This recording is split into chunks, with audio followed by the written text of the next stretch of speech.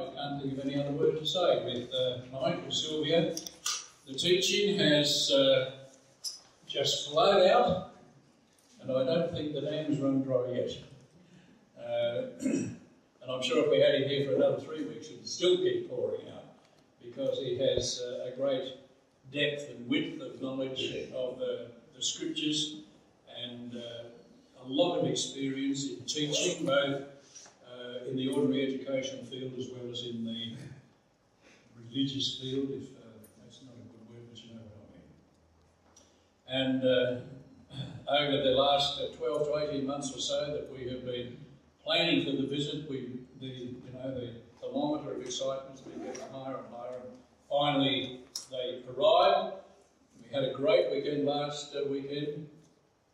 It'll take us a long time to digest all that we heard, but we're looking forward today. And so, Mike, without any further ado, with great thanks to the Lord for your being here, we welcome you, and we're just waiting to hear what's about to say. Would you like to?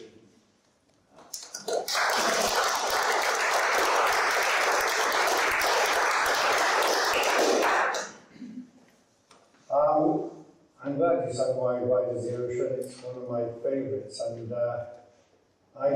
every month I take a service in the Episcopalian or Anglican Church in our village. It's a family service, and I've been doing it now for about 5 years. And every January 1, that's the song I always start off with at the beginning of every year. Is Wide, Wide as the Ocean. Jesus loves me, this I know. And family service is great because the kids come up in front and do the actions. But one of the things I say is very much as Athol said there, this is not a children's song. Because we teach children it, and then when we get older, we start losing confidence that God loves us, don't we? Adults lose confidence in His love. Because we're sinners, and we know we're sinners, but the fact is He's our Father, and He loves us. So thank you for that song, that's a great song. Okay, today what I'd like to do is more or less take an overview of God's plan and purposes as revealed in the Bible. I'm not going to deal with the first 11 chapters of Genesis, not because they're not important, but because there's so much in them that is embryonic for the rest of the Old Testament and the New Testament. What I want to do actually is basically start with Abraham. And in the first section, I want to go from Abraham to the end of the Old Testament, picking out the highlights, if you like, of the themes, the important themes that flow through the Old Testament and which go into the New. I'm not going to deal a lot with the details because a lot of the details are not incidental, but they come within the umbrella of the overall purpose. So if we start off with Abraham, who became known as Abram, he really comes on the scene towards the end of Genesis 11. And Sylvia's going to read for us Genesis chapter 12 now, verses 1 to 3. Genesis 12, 1 to 3, please. The Lord had said to Abram, "Leave your country, your people, and your father's household, and go to the land I will show you. I will make you into a great nation, and I will bless you. I will make your name great, and you will be a blessing. I will bless those who bless you, and whoever curses you, I will curse. And all peoples on earth will be blessed through you." That's what's known as the Abrahamic covenant. It talks about making Abraham a great nation, and we know that has actually happened. There's two parts to the rest of it. I will bless those who bless you, and whoever curses you, I will curse. And that's one part of the Abrahamic blessing, which often gets ignored or confused with the second part. And all peoples on earth will be blessed through you. Those two parts of the Abrahamic covenant actually flow through the rest of the Old Testament and into the New. And they are quite often ignored. Now we get on to Genesis chapter 15, verses 1 to 6, please, Sylvia.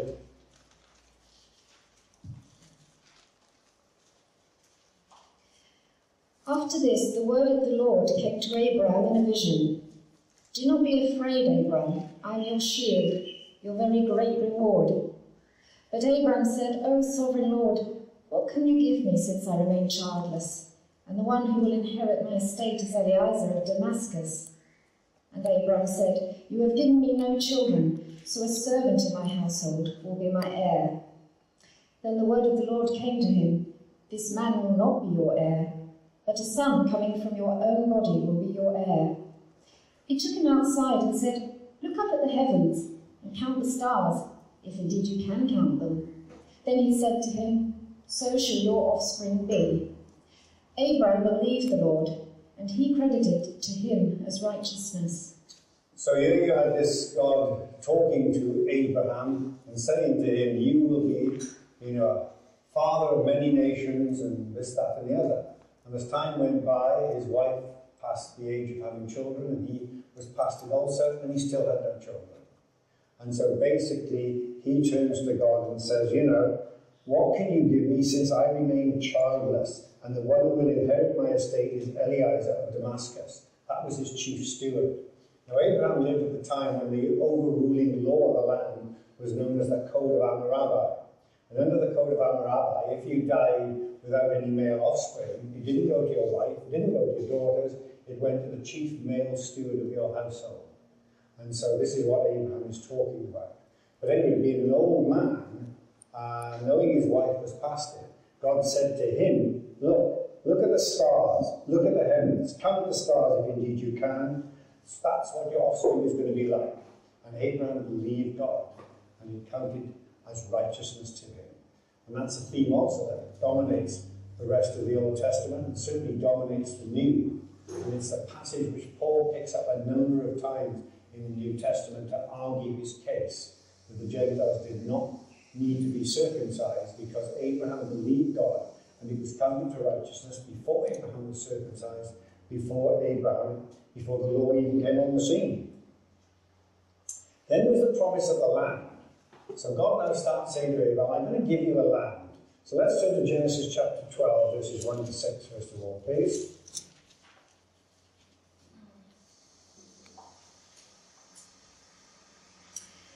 The Lord had said to Abraham, "Leave your country, your people and your father's household, and go to the land I will show you. I will make you into a great nation, and I will bless you. I will make your name great, and you will be a blessing. I will bless those who bless you, and whoever curses you, I will curse. And all peoples on earth will be blessed through you." So Abraham left, as the Lord had told him, and Lot went with him. Abraham was 75 years old when he set out from Haran.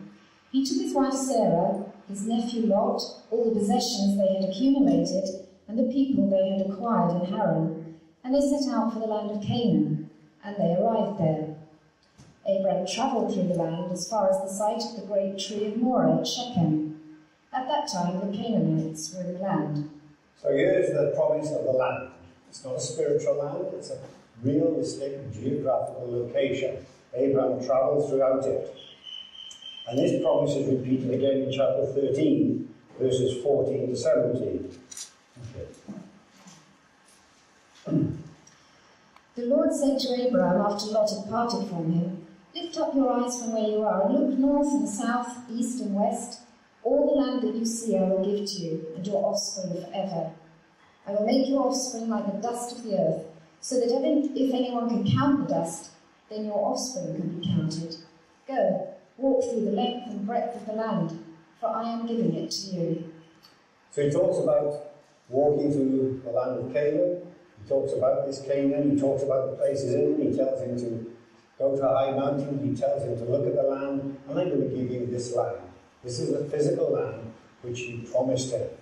And basically, this was the land which many people say goes from Dan to Beersheba. Beersheba in the south and Dan in the north. Quite a small piece of land compared to Australia, anyway. Anyway, there's a second promise of the land, and that comes in Genesis chapter 15, verses 17 to 18. Now, this promise of this land, I think this is the one which is quite interesting, actually. Wow. When the sun had set and darkness had fallen, a smoking brazier with a blazing torch appeared and passed between the pieces. On that day the Lord made a covenant with Abraham and said, "To your descendants I give this land, from the river of Egypt to the great river, the Euphrates, the land of the Kenites, Kenizzites, Cadmonites, Hittites, Perizzites, Rephaites, Amorites, Canaanites, Girgashites, and Jebusites." Pretty good. Perishites. No, there's no Perishites, is there? Perishites, that's right. So if you look at the map, from Dan to Beersheba, well, Beersheba is there, and Dan is up round about by here. Okay? That's the land of Palestine, if you like, the land of Canaan, and things like that. That's the land which the first promise talked about. The first promise talked about that part of the land.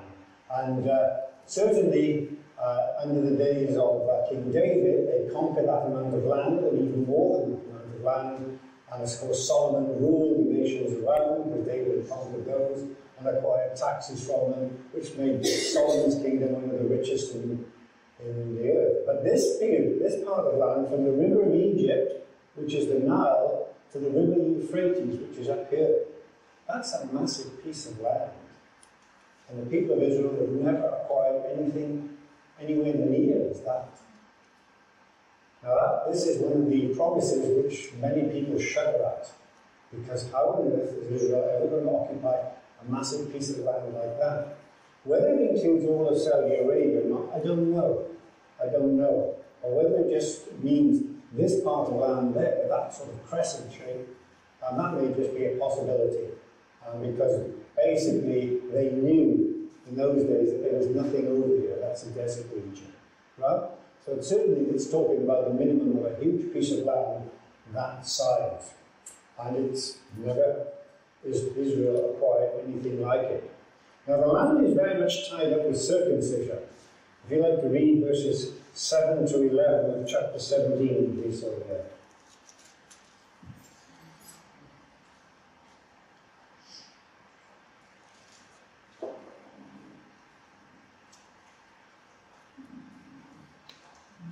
I will establish my covenant as an everlasting covenant between me and you and your descendants after you for the generations to come, to be your God and the God of your descendants after you. The whole land of Canaan, where you are now an alien, I will give as an everlasting possession to you and your descendants after you, and I will be their God. Then God said to Abraham, as for you, you must keep my covenant, you and your descendants after you for the generations to come. This is my covenant with you and your descendants after you, the covenant you are to keep. Every male among you shall be circumcised. You are to undergo circumcision, and it will be the sign of the covenant between me and you. Right, so basically you've got this land and this circumcision all tied up together, and they are promises that God actually gave to Abraham for himself and his descendants. I'm going to give you, your descendants, this land as an everlasting covenant, as an everlasting possession. I'm going to make you do circumcision as an everlasting covenant between you, an age-long covenant, an age-long one. And this was repeated then to Isaac, the miraculous child that Sarah and Abraham had in their old age. And in chapter 26, verses 1 to 5, please. Now there was a famine in the land, besides the earlier famine of Abraham's time, and Isaac went to Abimelech, king of the Philistines in Gerar. The Lord appeared to Isaac and said, do not go down to Egypt. Live in the land where I will tell you to live. Stay in this land for a while, and I will be with you and will bless you. For to you and your descendants I will give all these lands, and will confirm the oath I swore to your father Abraham. I will make your descendants as numerous as the stars in the sky, and will give them all these lands, and through your offspring all nations on earth will be blessed, because Abraham obeyed me and kept my commandments, my requirements, my commands, my decrees, and my laws. So you can see what basically God told to Abraham, he's now actually saying exactly the same to Isaac, and he says exactly the same to Jacob in chapter 28 of Genesis, verses 12 to 14, please.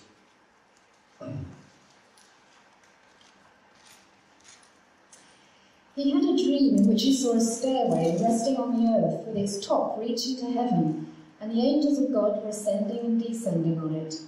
There above it stood the Lord, and he said, I am the Lord, the God of your father Abraham and the God of Isaac. I will give you and your descendants the land on which you are lying. Your descendants will be like the dust of the earth, and you will spread out to the west and to the east, to the north and to the south. All peoples on earth will be blessed through you and your offspring. So here you are. This is not an isolated promise. It's a promise which is repeated a number of times to Abraham, it's repeated to Isaac, and it's repeated to Jacob. And it comes and comes and comes. These promises are that you will have a land. You will have a land. The land of Canaan, you're going to have. Walk through it, look at it, this is what you're going to have. Your descendants are going to be numerous as the stars in the sky, the sand of the seashore. You will bring blessings to all nations of the earth. This is what's going to happen to you. And as I say, it's not an isolated promise, it's one that comes on and on and on.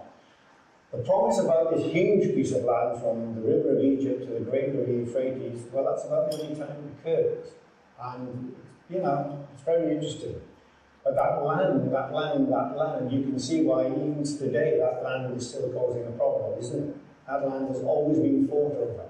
Even before Israel went into it, there were peoples in it, there were battles in it, they had to fight for it, they had to fight to retain it, they were conquered and taken away from it, as we see when they came back to it. Now we need to go on, because basically in the rest of the Pentateuch, through Genesis, through the rest of Genesis, you're basically having the same scenario. It's the development of the family of Abraham, Isaac, and Jacob, the 12 tribes, the Joseph, the going into Egypt, and the staying in Egypt for 400 years. And then you have Moses. And Moses comes on the scene, and he is the great leader who God takes and uses and brings the people of Israel out of Egypt after their 400 years in exile there. And Moses is instrumental in what's called the Old Covenant, or the First Covenant. And that comes in Exodus chapter 19. In Exodus 19, verses 3 to 8, we have set out here the terms of this first covenant which God made with the people of Israel. Thank you, sir. Then Moses went up to God, and the Lord called to him from the mountain and said, "This is what you are to say to the house of Jacob and what you are to tell the people of Israel. You yourselves have seen what I did to Egypt, and how I carried you on the eagle's wings and brought you to myself. Now if you obey me fully and keep my covenant, then out of all nations you will be my treasured possession. Although the whole earth is mine, you will be for me a kingdom of priests and a holy nation. These are the words you are to speak to the Israelites." So Moses went back and summoned the elders of the people and set before them all the words the Lord had commanded him to speak. The people all responded together, "We will do everything the Lord has said." So Moses brought their answer back to the Lord. So here you have this setting up of this old covenant, the first covenant. Notice here that they were to be a kingdom of priests, a holy nation. This is what they were to be. This is how all nations of the earth were to be blessed through them. They would become a kingdom of priests. A priest mediates basically between God and man. If the whole of Israel is a kingdom of priests, then who are they going to mediate between God and who? The answer is the rest of the nations of the earth. That's what their job was to be. This is how God was working out his plan, if you like, to fulfill his promises to Abraham. Israel were to become a holy nation, a different nation, a special nation. They were to become a kingdom of priests. And that's the problem. In that verse, if you look at it in chapter 9, verse 5, it says, "Now, if you obey me fully and keep my covenant, then out of all nations you will be my treasured possession." It is a conditional covenant. It was conditional upon their obedience. They had to fully obey what God wanted them to fully obey. And if they fully obeyed it, then they would be a holy nation, and then they would be a kingdom of priests. That's what they had to do. Did they do it? Well, Moses took the answer back to the Lord. When he got back, they were worshipping the golden calf and indulging in all the immorality that they had indulged in Egypt. And Moses, got a bit annoyed about that, but don't blame him. But if there to be a kingdom of priests, the kingdom implies a king. So who's the king? Now, this covenant required Israel to obey the things that the Lord wanted them to obey. And this involved what is known as the law of Moses, or the Mosaic law. Let's have a look at Deuteronomy 28. I don't need to go into the details of all the law. It is in many ways summarized by what we call the Ten Commandments, but as you know, the rest of the law takes the rest of the book of Exodus and the whole of the book of Leviticus. That is the law. It is an incredibly detailed thing. Have you any idea of all the laws there are in Australia? I don't suppose you have. I have no idea of all the laws that there are in Britain. I have no clue. It is a massive document which sets out all the laws that the people of Israel had to obey. You can read them if you like. It's pretty boring, some of it. Right? But it's all there. It is all there what they had to do. This is what they had to keep if they were to become a kingdom of priests for God to fulfill his promise to Abraham. In Deuteronomy chapter 28, this is what the Lord says to them. Verses 1 to 3, Chris. Go there. If you fully obey the Lord your God and carefully follow all his commands that I give you today, the Lord your God will set you high above all the nations on earth. All these blessings will come upon you and accompany you if you obey the Lord your God. You will be blessed in the city and blessed in the country.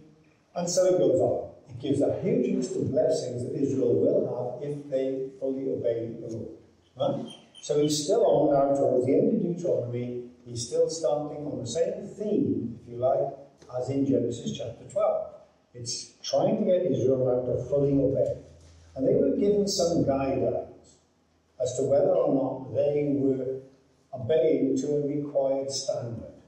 If they obeyed to a required standard, they would be blessed in the city and blessed in the country. The fruit of your womb will be blessed, and the crops of your land and your young livestock. The calves of your herds and the lambs of your flocks. Your basket and your kneading trough will be blessed. It will be blessed when you come in and blessed when you go out. So basically, they would be given certain physical blessings.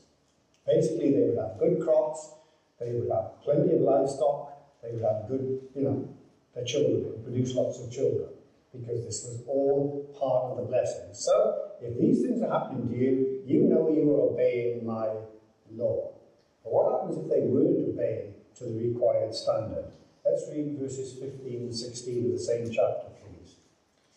However, if you do not obey the Lord your God, and do not carefully follow all his commands and decrees I am giving you today, all these curses will come upon you and overtake you. You will be cursed in the city and cursed in the country. And he goes on, your basket and your kneading trough will be cursed, the fruit of your womb will be cursed, and the crops of your land and the calves of the herds and the lambs of the flocks, you will be cursed when you come in and cursed when you go out, and on it goes. He gives them all the cursings. Now, why did the Lord do this? And he tells us why he does it in verses 45 to 49. 45 to 49.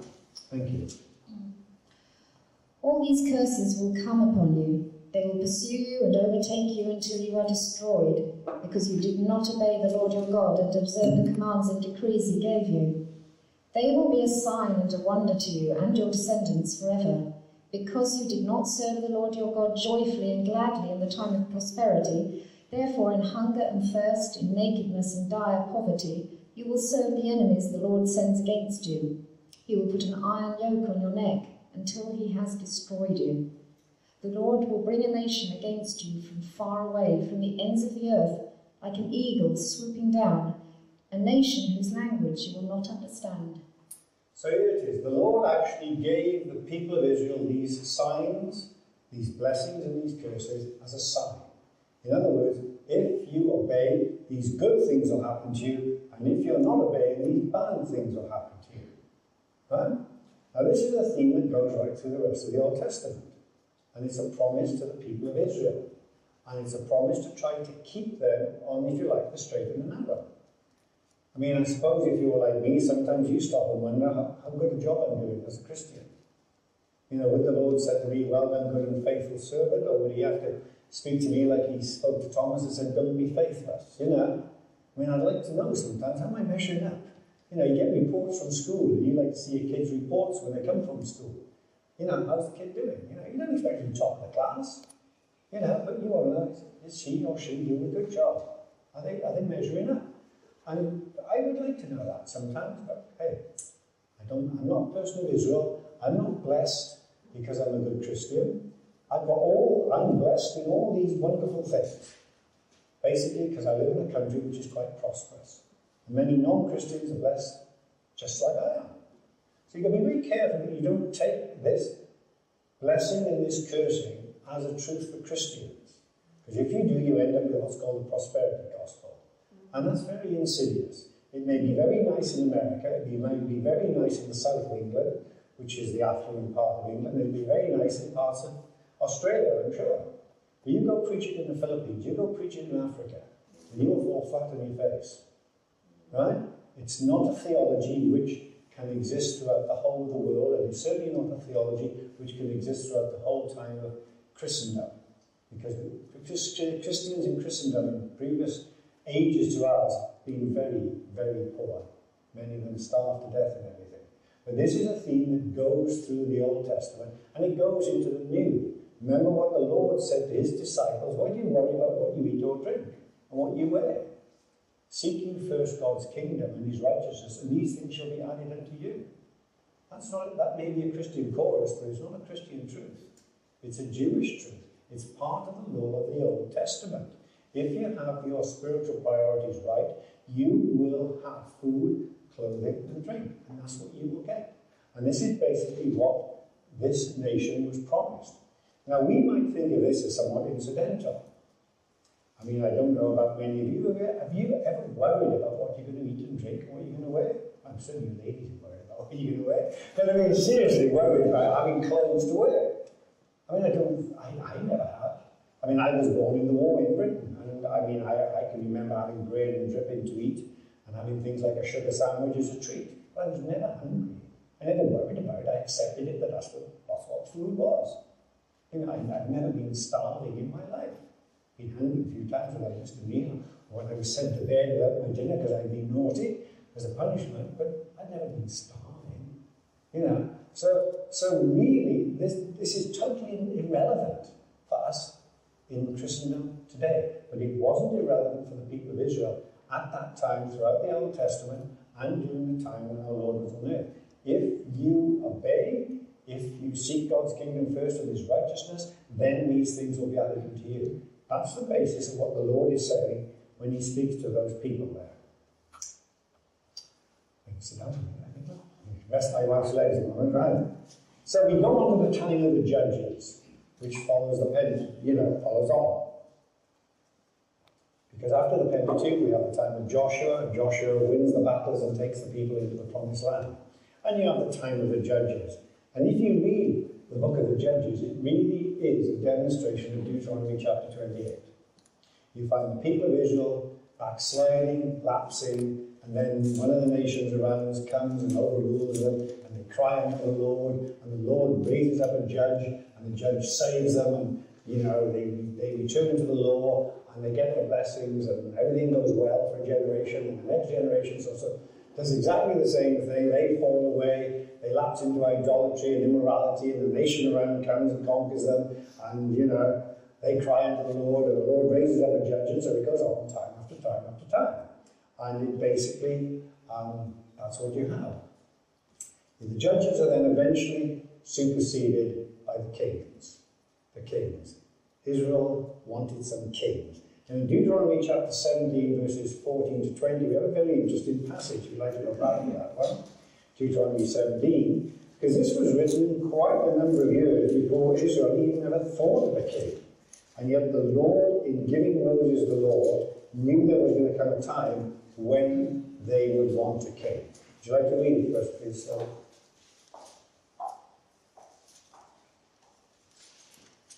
When you enter the land the Lord your God is giving you and have taken possession of it and settled in it, and you say, let us set a king over us like all the nations around us, be sure to appoint over you the king the Lord your God chooses.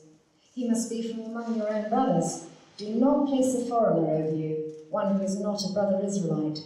The king, moreover, must not acquire great numbers of horses for himself, or make the people return to Egypt to get more of them. For the Lord has told you, you are not to go back that way again.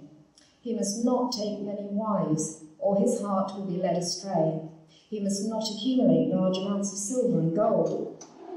When he takes the throne of his kingdom, he is to write for himself on a scroll a copy of this law, taken from that of the priests who are Levites.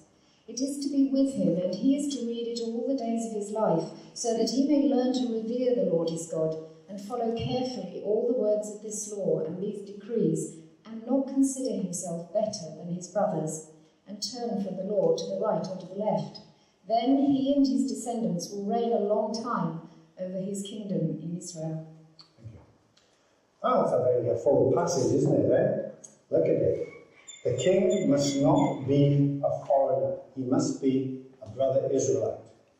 Eventually that was narrowed down that he had to be a descendant of David. Now you can understand the hostility of the Jews to the Herods, because the Herods were not Israelites. They were Edomites who had adopted Judaism for basically political reasons. They were proselytes. They weren't even of the tribe of the descendant from David. So you can understand when our Lord stood in front of Herod, he didn't even speak to him. He did not even speak to him. He had absolutely no right whatsoever to be a king over Israel. Totally broke this part of the law. If you notice what he says here, he mustn't